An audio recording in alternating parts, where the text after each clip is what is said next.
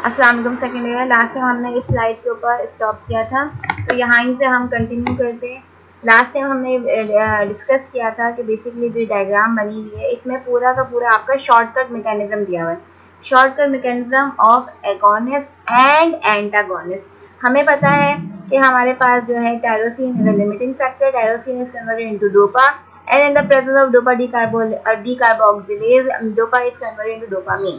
Okay, dopamine then convert हो जाता है नॉरएपिनेफ्रिन में in the vesicles and then जब डिपोलराइजेशन होगी कैल्शियम का कैल्शियम एंटर होगा तो आपके पास नॉरएपिनेफ्रिन क्या होता है रिलीज आउट हो जाता है, एक्साइटोसिस के प्रोसेस के थ्रू रिलीज आउट हो जाता है।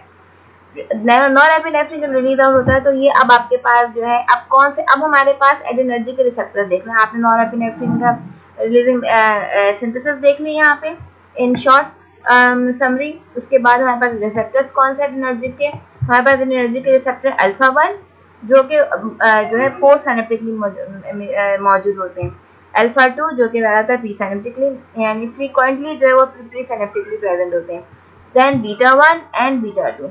अल्फा 1 एंड अल्फा 2 ज़्यादातर स्मूथ मसल सेल्स के ऊपर मौजूद हैं और अल्फा 2 जो है ज़्यादातर आपके पास न्यूरोनल यानी कि CNS के अंदर ज़्यादातर मौजूद हैं और कंट्रोल ऑफ नॉरएपिनेफ्रिन को कंट्रोल करते हैं, कंट्रोल ऑफ न्यूरोट्रांसमीटर रिलीज को कंट्रोल करते हैं। ज़्यादातर ये फीडबैक रिसेप्टर्स होते हैं। Alpha 2 are the feedback receptors which control the release of norepinephrine.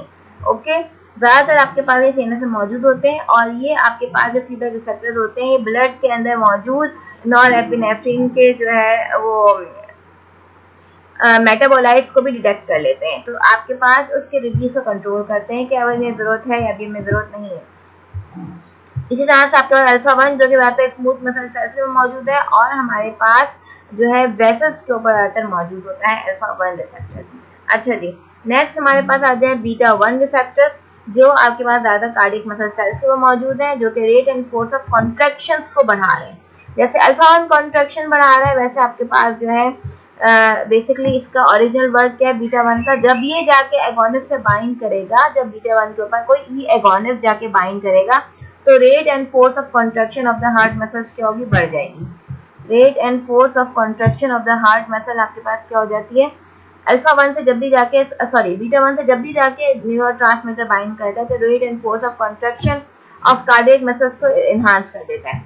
Next आपके पास जो है बीटा 2 से जाके बाइंड करते हैं तो रिलैक्सेशन, जब भी आपके पास बीटा 2 से आपके न्यूरोट्रांसमीटर बाइंड होगा तो आपके पास जो है वो रिलैक्सेशन कॉज होगी, रिलैक्सेशन ऑफ ब्रोंकियल मसल। ज़्यादातर ये आपके B2 रिसेप्टर्स जो है वो आपके लंग्स में मौजूद हैं, आपकी जो है ब्लड वेसल्स के ऊपर, ब्लड वेसल्स के ऊपर जो बीटा की टाइप मौजूद है वो कौन सी है, बीटा 2 रिसेप्टर की टाइप है। अच्छा, अल्फा 1 ज़्यादातर कॉन्ट्रैक्शन भी कॉज करता है, तो आपके पास जो है जब भी ज़्यादातर आपके पास एगोनिस्ट जाके अल्फा 1 तो बाइंड करेगा तो आपके पास जो कॉन्ट्रैक्शन ऑफ द वेसिकल्स होगी, पेरिफेरल वेस्कुलर कॉन्ट्रैक्शन बढ़ जाती है ज़्यादातर। अच्छा जी, नेक्स्ट हमारे पास जो है वो बेसिकली क्या है,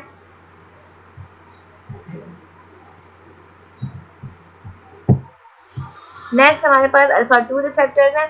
अल्फा 2 रिसेप्टर्स जब आपके पास एक्टिवेट होते हैं तो ये रिलीज को डिक्रीज कर देते हैं। अल्फा 2 का उल्टा आपके पास काम है बेसिकली, जब भी नॉरएपिनेफ्रिन इनसे जाके बाइंड करेगा तो आपके पास या इसका कोई सा भी एगोनिस्ट जब बाइंड करेगा तो ये क्योंकि फीडबैक रिसेप्टर्स हैं तो इनसे बाइंड होने का मकसद ये है कि आपके पास जो है पोस्ट सिनेप्टिक एरिया के अंदर ऑलरेडी नॉरएपिनेफ्रिन मौजूद है, तो यहाँ पे इससे बाइंडने का मकसद ये होगा कि फर्दर रिलीज को देखेंगे, नेगेटिव फीडबैक दे रहा है कि अब जो है फर्दर रिलीज ऑफ नॉरएपिनेफ्रिन को स्टॉप कर दिया जाए।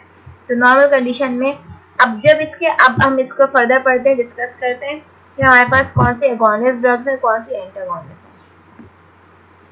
अच्छा जी, यहाँ तक हमने ड्रग पहले डिस्कस कर ली थी। अब हमारे पास जो ड्रग्स हैं वो कौन सी है, हमारे पास नॉरएपिनेफ्रिन या फिर epinephrine, adrenaline, epinephrine and adrenaline जब जाके बाइंड करता है, एपिनेफ्रिन एड्रेनलिन जब जाके बाइंड करता है तो पॉजिटिव फीडबैक देगा किसको, बीटा 2 रिसेप्टर्स को, एंड पॉजिटिव फीडबैक किसको देगा, बेसिकली आपके पास बीटा 1 रिसेप्टर्स को, एंड पॉजिटिव फीडबैक किसे देगा, नेगेटिव अल्फा 1 रिसेप्टर्स को। मींस कि आपके पास जो है जब जाके बाइंड करेगा तो एगोनिस्ट का इफेक्ट प्रोड्यूस करेगा, stimulation of the receptor cause करेगा। एपिनेफ्रिन आपके पास जब भी बाइंड होगा तो एपिनेफ्रिन क्या करेगा, स्टिमुलेशन कॉज करेगा। किसकी स्टिमुलेशन कॉज करेगा, बीटा 2 की करेगा, अल्फा 1 की करेगा एंड बीटा 1 की करेगा। ओके, और आपके पास जो है ये एपिनेफ्रिन का, अच्छा हम जो नॉर एपिनेफ्रिन रिलीज हुआ था वो क्या कर रहा था, किसकी स्टिमुलेशन कॉज कर रहा था, नॉर एपिनेफ्रिन जो है, नॉर एड्रेनलिन जो है जो रिलीज हुआ था, तो वो आपके पास जो है अल्फा 2 से जाके बाइंड करेगा, तो नॉर एपिनेफ्रिन के रिलीज को डिक्रीज कर देगा। नॉर एड्रेनलिन आपके पास जब जाके बीटा 2 से बाइंड करेगा तो स्टिमुलेट करेगा, relaxation of the bronchial muscles cause करेगा। जो आपके पास बीटा 1 से जाके बाइंड होगा तो क्या करेगा, रेट ऑफ कॉन्ट्रैक्शन को बढ़ा देगा। नॉरएड्रेनालिन अल्फा 1 से बाइंड करेगा तो आपके पास कॉन्ट्रैक्शन ऑफ स्मूथ मसल्स को एनहांस करेगा। ओके, अब हम आ जाते हैं नेक्स्ट, हमारे पास जो ड्रग है वो कौन सी है, पैराडोक्सिन एंड डॉक्साडोक्सिन। पैराडोक्सिन एंड डॉक्साडोक्सिन आपके पास क्या है, एंटागोनिस्ट हैं। एंटागोनिस्ट क्या है, एंडोक्सिन एंड टेमिसोलिसिन आपके पास एंटागोनिस्ट ऑन अल्फा 1 रिसेप्टर है। नेक्स्ट हमारे पास एटेनोल एंड मिटोप्रोलॉल भी हमारे पास एंटागोनिस्ट, ये क्या है, ये अल्फा 1 रिसेप्टर्स के एंटागोनिस्ट हैं, ये बीटा 1 के एंटागोनिस्ट है। एटेनोल एंड मिटोप्रोलॉल किसके एंटागोनिस्ट है, बीटा 1 के एंटागोनिस्ट है। Dopamine and dopamine are the agonist at beta 1 receptor, mean stimulate करेंगे रेट ऑफ कॉन्ट्रैक्शन और rate of contraction of heart muscle को बढ़ाएंगे। आपके पास जो है यहाँ पे डोपामिन एंड डोपामिन क्योंकि ये एगोनिस्ट है, जबकि एटेनोल और मिटोप्रोलॉल रेट ऑफ कॉन्ट्रैक्शन को कम करेगा। इसी तरह से पैराडोक्सिन, डेक्साडोक्सिन एंड टेमिसोलिसिन आपके पास कॉन्ट्रैक्शन ऑफ स्मूथ मसल को क्या करेगा, डिक्रीज कर देगा, कॉन्ट्रैक्शन ऑफ स्मूथ मसल को डिक्रीज कर देगा। Okay, contraction of smooth muscles क्या हो जाएगी, डिक्रीज हो जाएगी यहाँ पे, क्योंकि ये क्या है, एंटागोनिस्ट है। नेक्स्ट हमारे पास phenylephrine. Phenylephrine is an agonist at alpha 1 receptor site. Alpha 1 receptor site के ऊपर phenylephrine as an agonist work करेगा, इसके कॉन्ट्रैक्शन और स्मूथ मसल को बढ़ा देगा। अच्छा जी, नेक्स्ट हमारे पास है फिनॉक्सीबेंजामीन एंड फेंटोलामीन। फेंटोलामीन एंड फिनॉक्सीबेंजामीन क्या करता है, बेसिकली दोनों पे एंटागोनिस्ट है, अल्फा 1 पे भी एंटागोनिस्ट है, अल्फा 2 पे भी एंटागोनिस्ट है। लेकिन क्योंकि अल्फा 2 का आपके पास जनरली एगोनिस्ट का फंक्शन क्या है कि वो फीडबैक देता है, नेगेटिव फीडबैक देता है कि आपके पास नॉरएपिनेफ्रिन का रिलीज स्टॉप कर दिया जाए। जब एंटागोनिस्ट बाइंड होगा अल्फा 2 से तो ये क्या करेगा, नॉरएपिनेफ्रिन के रिलीज को इनहांस कर देगा, क्योंकि ये फीडबैक देना बंद कर देगा। जब आपके पास एंटागोनिस्ट बाइंड होते हैं तो क्या होता है, स्पेस ऑक्यूपाई हो जाती है अल्फा 2 के ऊपर। अल्फा 2 पे स्पेस ऑक्यूपाई हो जाएगी तो इसका जो फीडबैक मैकेनिज्म है वो क्या होगा, वो अब बंद हो जाएगा। वो क्या, वो आपके पास जो है ब्लॉकेज कॉज कर दी उसने, आपके पास यहाँ बंद हो जाएगा और आपके पास नॉरएपिनेफ्रिन का रिलीज इनहांस हो जाएगा। तो एंटागोनिस्ट आपके पास अल्फा 2 की कंडीशन के अंदर नॉरएपिनेफ्रिन के रिलीज को इनहांस कर रहा है एंटागोनिस्ट, जबकि आपके पास फिनॉक्सीबेंजामीन, फेंटोलामीन अल्फा 1 से जाके बाइंड करेंगे तो as an antagonist effect perform करेंगे, तो contraction of the smooth muscle को क्या करेंगे, स्टॉप कर देंगे, क्योंकि वो अपना नेचुरल फंक्शन परफॉर्म नहीं कर सकेगा क्योंकि एंटागोनिस्ट जाके बाइंड हुआ उसके ऊपर। ओके, अच्छा जी, बीटा 2 में आपके पास क्या है, सॉल्बिटामोल, टर्बिटोलिन, सैलमिट्रॉल, ये तमाम क्या है, बीटा 2 के एगोनिस्ट हैं, जो कि हम अस्थमा में यूज होने वाली ड्रग्स हैं, जो कि relaxation of smooth muscle cause है। बीटा 2 का काम ही क्या है कि रिलैक्सेशन कॉज करेगा। जब उससे एगोनिस्ट बाइंड होता है तो वो relaxation of smooth muscle cause करता है, जो कि आपके पास लंग की रिलैक्सेशन कॉज हो जाएगी। तो सैलबिटामोल, टर्बिटोलिन, सैलमिट्रॉल, ये तीनों की तीनों आपकी लंग की रिलैक्सेशन कॉज करते हैं। अच्छा जी, प्रोपेनोलॉल एंड ऑक्सीप्रेनोल। ऑक्सीप्रेनोलॉल ये आपके पास क्या है, नॉन सेलेक्टिव एंटागोनिस्ट है, जैसे हमने एटेनोल और मिटोप्रोलॉल पढ़ा, इसी क्लास से बिलोंग करती है प्रोपेनोलॉल एंड ऑक्सीप्रेनोल। ये जो है दोनों नॉन सेलेक्टिव एंटागोनिस्ट है। ये ना सिर्फ बीटा 1 को ब्लॉक करती है बल्कि बीटा 2 को भी ब्लॉक करती है। बीटा 1 को ब्लॉक करेगी तो हमारे पास इफेक्टिव होगी क्योंकि रेट ऑफ कॉन्ट्रैक्शन को डिक्रीज कर देगी, फोर्स की कॉन्ट्रैक्शन को डिक्रीज करेगी। लेकिन जब बीटा 2 पे बाइंड करेगी तो हमारे पास क्या होगी, एंटागोनिस्ट जब बीटा 2 पे बाइंड करेगा तो क्या होगा, ये रिलैक्सेशन ऑफ स्मूथ मसल्स क्या होंगे, बेसिकली वो ब्लॉक हो जाएंगे आपके पास, क्योंकि बीटा 2 का काम है relaxation of smooth muscle cause करना। इसके लिए एगोनिस्ट अच्छा है, इसके लिए क्या है, एगोनिस्ट अच्छा है। एंटागोनिस्ट जाके बाइंड करेगा तो इसका रिलैक्सेशन का जो मैकेनिज्म है वो स्टॉप हो जाएगा।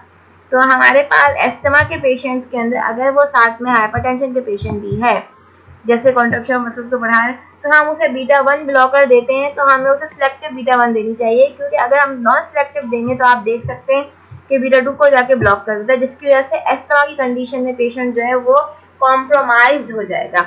मीन्स वो कॉम्प्रोमाइज हो जाएगा, उसके अंदर आपके पास जो है वो और ज़्यादा कॉम्प्रोमाइज, पेशेंट ऑलरेडी कॉम्प्रोमाइज हो जाएगा। मीन कि आपके पास बीटा 2 रिसेप्टर्स के थ्रू जब ब्लॉक हो जाएंगे, बीटा 2 ब्लॉक हो जाएगा, तो क्या होगा, contraction of the lungs cause होगी, जो कि एस्थमा का पेशेंट को ऑलरेडी जो है कॉन्ट्रैक्शन अवॉइड करनी है लंग्स की, वो आपके पास contraction of the lungs cause कर देगा। ओके, तो एंटागोनिस्ट हम non selective antagonist for asthma plus hypertension के पेशेंट को नहीं देंगे।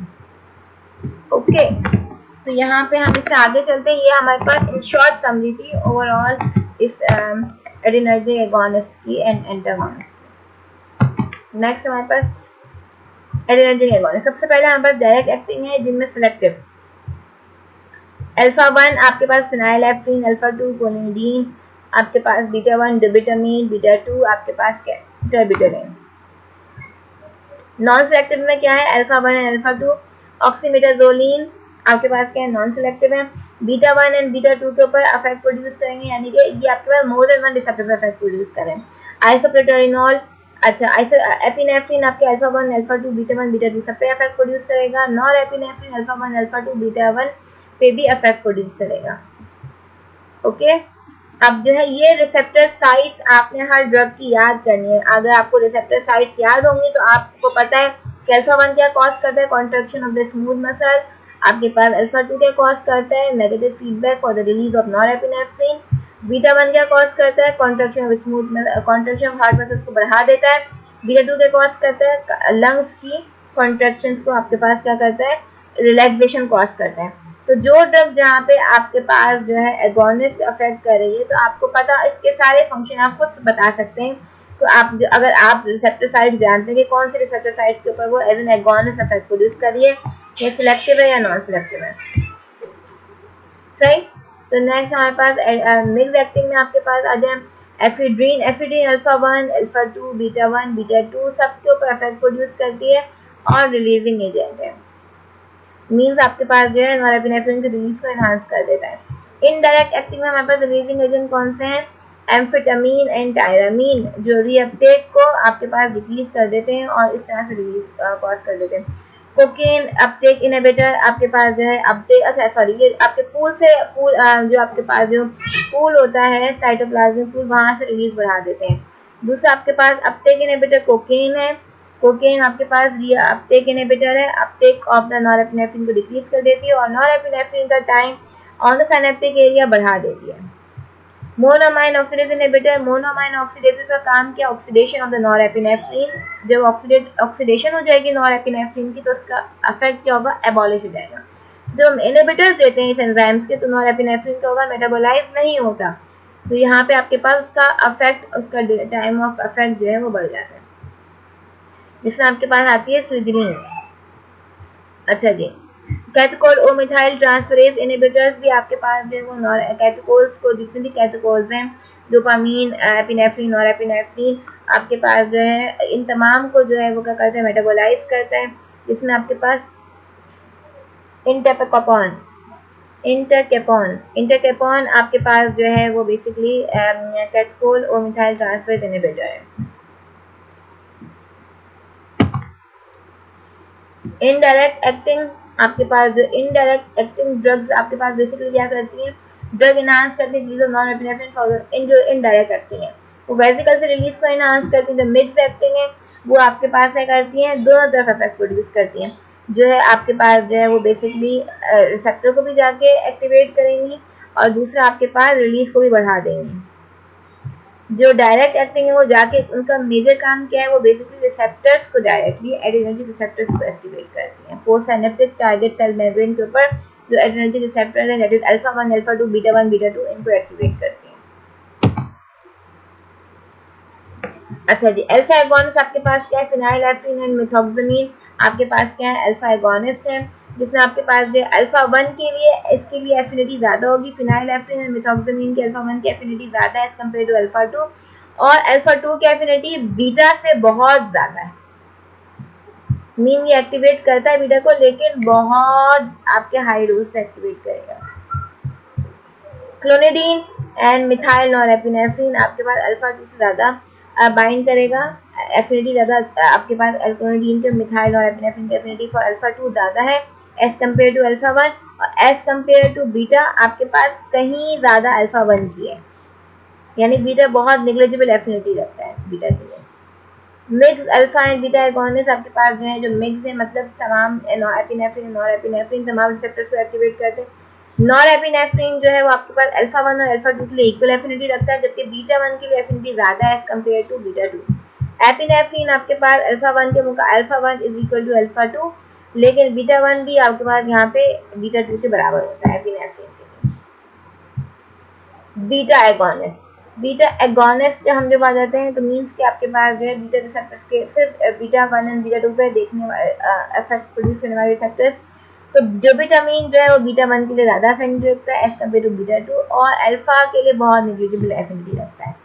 आइसोप्रोटेरिनॉल बीटा 1 के लिए ज़्यादा एफिनिटी रखता है एज बीटा 1 के लिए एफिनिटी इज इक्वलेंट है बीटा 2 के लिए, लेकिन आपके पास बीटा 2 की affinity as compare to alpha receptor type बहुत ज़्यादा नेग्लिजिबल है। अल्फा के लिए नेग्लिजिबल एफिनिटी है, बीटा 1 और बीटा 2 आपके पास इक्विवेलेंट एफिनिटी रखते हैं। Beta 1 and beta 2 are equivalent in sense of affinity. आपके पास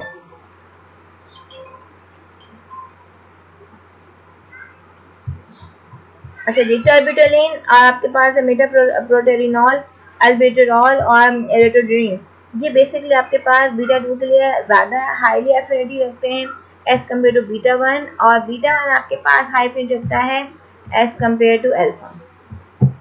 ये आपको जितने भी हमने दिए हुए हैं एफिनिटी के, आपके पास सबसे ज़्यादा एफिनिटी किसकी है, सेकंड किसकी है, थर्ड किसकी है, तो ये आपको अच्छी तरह से याद होना चाहिए। जब आप इसके मैकेनिज्म बताते हैं तो इसमें आप इजीली बता सकते हैं कि इसका इफेक्ट मोर प्रोनाउंस किस टाइप पे होगा। जैसे बीटा 2 पे है तो आपके पास एबिटोलिन, मेटाप्रोटेरिनॉल, अल्बेंडाजोल, एरिट्रोड्रीन बीटा 2 के ऊपर ज़्यादा एफिनिटी रखते हैं, तो मीन्स कि आपके पास क्या है कि ये बीटा 2 के ऊपर एगोनिस्ट है, तो relaxation of smooth muscle cause करेंगे।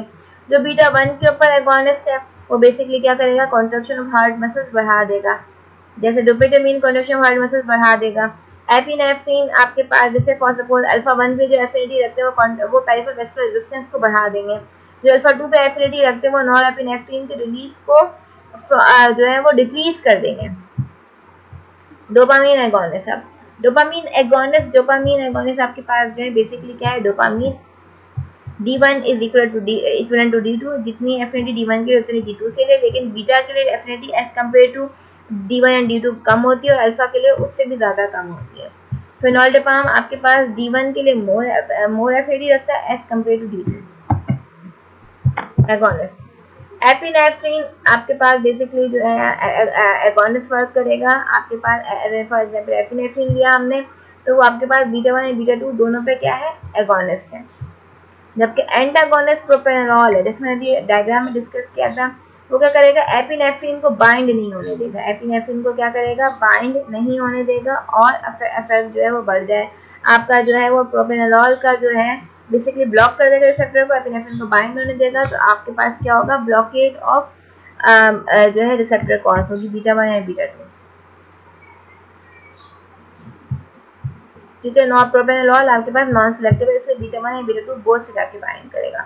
पार्शियल एगोनिस्ट एग्जांपल है पेंडालॉल और एसिबिटोलॉल, ये आपके पास जो पार्शियल एगोनिस्ट है ये बेसिकली जो है इंट्रिंसिक एक्टिविटी रखते हैं। जो पेंडालॉल और एसिबिटोलॉल है ना, ये पार्शियल एगोनिस्ट होते हैं, मींस के ये आपके पास बीटा 1 एंड बीटा 2 को जो है वो बेसिकली फुल आपके पास जो स्टिमुलेशन प्रोड्यूस नहीं करते, बल्कि आपके पास जो है ये पार्शियल एगोनिस्ट ये अल्फा 1 अल्फा 2 भी बाइंड करते हैं, अक्सर इनका इंट्रिंसिक एक्टिविटी होती है। दूसरा आपके पास जो है ये आपके पास फुल स्टिमुलेशन कॉज नहीं करते, और इसको अगर मोर पोटेंट कैटेकोलामीन आ जाए, मीन जैसे एपिनेफ्रिन वगैरह आ जाए, मोर पोटेंट आ जाए, तो ये उसको इससे डिस्प्लेस हो जाते हैं। एडिनोसेप्टर एगोनिस्ट आपके पास जैसे मैंने यहाँ पे दिया हुआ है ऑर्डर ऑफ एगोनिस्ट पोटेंसी। अब ये देखिए एगोनिस्ट पोटेंसी एडिनोसेप्टर एगोनिस्ट के ऊपर यानी कि एड्रिनोसेप्टर रिसेप्टर्स के ऊपर एगोनिस्ट पोटेंसी सबसे ज्यादा किसकी है? सबसे ज्यादा पोटेंसी एडिनोसेप्टर्स के ऊपर आपके पास एपिनेफ्रिन की है। सबसे ज्यादा मोर पोटेंट है epinephrine, then phenylephrine and then फिर आइसोप्रोपेनॉल। अच्छा, हमारे पास multiple alpha receptor subtype identified हुई, जिसमें हमने ये देखा कि मल्टीपल फॉर्म में हमने जब ड्रग एडमिनिस्टर की तो आपके पास जो अल्फा रिसेप्टर एंटागोनिस्ट एडमिनिस्टर किए तो स्टिमुलेशन ऑफ द जो है नॉरएपिनेफ्रिन रिलीज बढ़ गया। अब ये आप देखें कि हमें जब एंटागोनिस्ट एडमिनिस्टर करने होते हैं तो एंटागोनिस्ट तो रिलीज बढ़ानी चाहिए, तो इससे आइडेंटिफाई किया गया कि बेसिकली जो आपके पास रिसेप्टर अल्फा की कुछ टाइप जो है तो वो क्या है, प्री साइनेप्टिकली मौजूद है। जब एंटागोनिस्ट देते हैं प्री साइनेप्टिक रिसेप्टर्स हमेशा आपके पास फीडबैक कंट्रोल के अंदर इफेक्ट प्रोड्यूस करते हैं। जितने भी रिसेप्टर प्री साइनेप्टिकली मौजूद होंगे वो ज़्यादातर फीडबैक कंट्रोल के लिए होते हैं। तो वहाँ पे हमारे पास जब उसके एंटागोनिस्ट दिए जाते हैं तो फीडबैक कंट्रोल क्या होता है, स्टॉप हो जाता है, नेगेटिव फीडबैक कंट्रोल स्टॉप हो जाता है और रिलीज ऑफ नॉरएपिनेफ्रिन बढ़ जाता है। यही जो हमने मल्टीपल फॉर्म में हमने देखा कि जब हमने alpha receptor antagonist produce administer किया तो आपके पास इंक्रीज हो गया नॉरएपिनेफ्रिन का रिलीज। तो इस फाइंडिंग ने सजेस्ट किया कि प्री साइनेप्टिक अल्फा रिसेप्टर्स भी कुछ मौजूद हैं।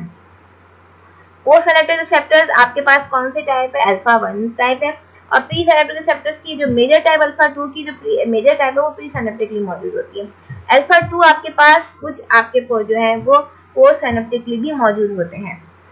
अल्फा 1 जो प्री साइनेप्टिक, अल्फा 2 जो प्री साइनेप्टिकली टाइप मौजूद है वो कौन सी है, वो आपके पास जो है उनकी उसके ऊपर जो ड्रग इफेक्ट प्रोड्यूस करती है वो क्लोनिडीन है। क्लोनिडीन आपके पास एंटी हाइपरटेंसिव एजेंट है। आपके पास क्या है, क्लोनिडीन एंटी हाइपरटेंसिव एजेंट है।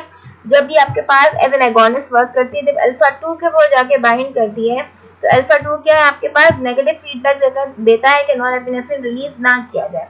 नॉरएपिनेफ्रिन का रिलीज बंद हो जाता है, तो आपके पास जब नॉरएपिनेफ्रिन का रिलीज बंद हो जाएगा तो आपके पास बेसिकली, क्योंकि ये सीएनएस के अंदर अल्फा 2 की जो बेसिक टाइप है वो बेसिकली सीएनएस के न्यूरॉन्स के अंदर डिस्ट्रीब्यूटेड है मेजॉरिटी।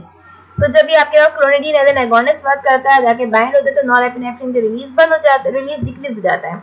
रिलीज डिक्रीज हो जाएगा तो आपके पास जितने भी नॉरएपिनेफ्रिन के रिसेप्टर्स हैं उनके ऊपर एक्टिवेशन नहीं कॉज होगी। जैसे मेजर टाइप कौन सी है, बीटा 1 जो कि हार्ट में मौजूद है। अच्छा, कुछ आपके पास जो है बेसिकली अल्फा 2 जैसे हमने यहाँ पे डिस्कस कर लिया कि अल्फा 2 रिसेप्टर्स पे इफेक्ट प्रोड्यूस करता है। अल्फा 1 एगोनिस्ट, अल्फा 1 एगोनिस्ट क्या है, बेसिकली अल्फा 1 एगोनिस्ट इंक्रीज करते हैं मीन ब्लड। अब आपके पास अल्फा 1 एगोनिस्ट क्योंकि क्या करते हैं, contraction of the vessels cause करते हैं, contraction of the vessels cause करते हैं। सिस्टमेटिकली दिया जाता है तो इंक्रीज करते हैं, मीन ब्लड प्रेशर को बढ़ा देते हैं क्योंकि contraction of the blood vessels cause करते हैं by vasoconstriction with minimal effect on pulse pressure के ऊपर कोई ज्यादा इफेक्ट नहीं कॉज करते। इंक्रीज इन बीपी जो है आपके पास, जब बीपी इंक्रीज होता है तो क्या होता है, उसका रिफ्लक्स कैसे आता है, bye means of vagal reflux आते हैं, रिफ्लक्स ब्रेडिकार्डिया कॉज होता है।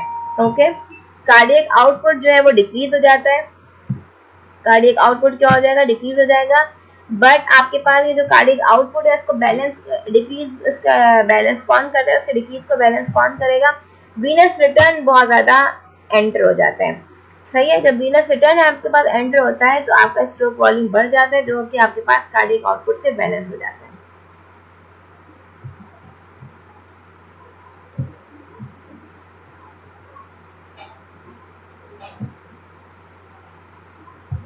अच्छा जी, जो स्ट्रोक वॉल्यूम है आपके पास जो डायस्टोलिक एंड वॉल्यूम को माइनस करते हैं सिस्टोलिक वॉल्यूम से। डायस्टोलिक वॉल्यूम क्या है, मींस के जब पूरा हार्ट फिल हो गया, आपका जो ब्लड रिटर्न आया उसे जो आपके पास जो हार्ट रिलैक्स होने के बाद आपके पास जो फुल हो जाता है हार्ट, वो क्या है, डायस्टोलिक एंड वॉल्यूम।